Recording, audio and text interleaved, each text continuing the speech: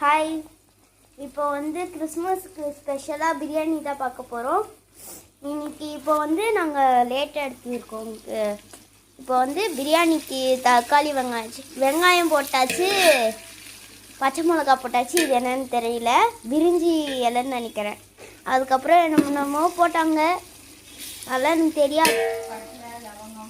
பட்டை, லவங்கம், ஏலக்காய், பிரிஞ்சி இலை சொல்லிட்டேன். இதெல்லாம் போட்டிருக்கோம் நாங்கள் பிரியாணிக்கு ஏற்ற மாதிரி. எங்கள் அம்மா தக்காளி வெட்டிட்டு இருக்காங்க, வாங்க காட்டுறேன்.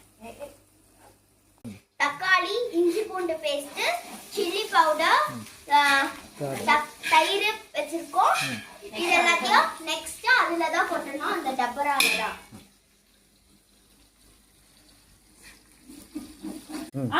நான் போடுறேன், நீங்கள் சொல்லுங்க. இப்போ இஞ்சி பூண்டு பேஸ்ட் போடுறோம். இப்போ இஞ்சி பூண்டு பேஸ்ட் போடுறோம். இதில் டப்பா ஃபுல்லாக நம்ம போட போகிறோம்.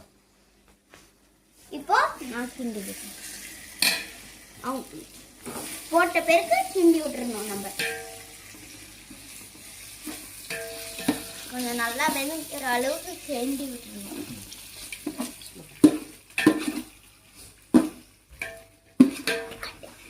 இப்போ வந்து நம்ம கொத்தமல்லி தான் போட போகிறோம். இப்படி தூவி விட்டுக்கலாம். நெக்ஸ்ட் வந்து சும்மா அப்படி பண்ணிட்டு கொடுத்துரு. இப்போ வந்து நம்ம மிளகாத்தூளோ மஞ்சள் தூளோ போட்டுட்டோம். இப்போ கிண்டிடணும்.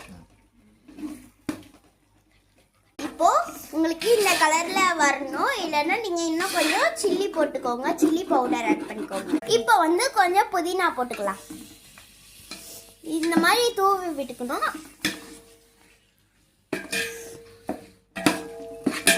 நிறையவே போடும், நல்லா வாசனை. இப்போ வந்து பிரியாணிக்கு தேவையான மசாலா ரெடி ஆயிடுச்சு. நெக்ஸ்ட் நான் உங்களுக்கு அரிசி போடும் போது காட்டுறேன். இப்போ வந்து தக்காளி தான் போடுறோம். டொமேட்டோ போட்டுட்டு நல்லா கிண்டி விட்டுக்கலாம். சிக்கன் போடணும். இப்போ வந்து உப்பு போட்டிருக்கோம், தயிர் போட்டிருக்கோம். இப்போ கிண்டி விட்டுக்கலாம். இப்போ வந்து இந்த கலர்ல வந்திருக்கு. நெக்ஸ்ட் நம்ம அரிசியும் சிக்கனும் தான் ஆட் பண்ணுவோம். சிக்கன் வந்து ஆட் பண்ணியாச்சு. சிக்கன் வந்து இப்போ ஆட் பண்ணிட்டோம். நெக்ஸ்ட் அரிசி நல்லா கிண்டிட்டு அரிசி எதை ஆட் பண்ணுவோம். இதோட கண்டினியூஸ் வந்து இன்னொரு வீடியோவில் வரும்.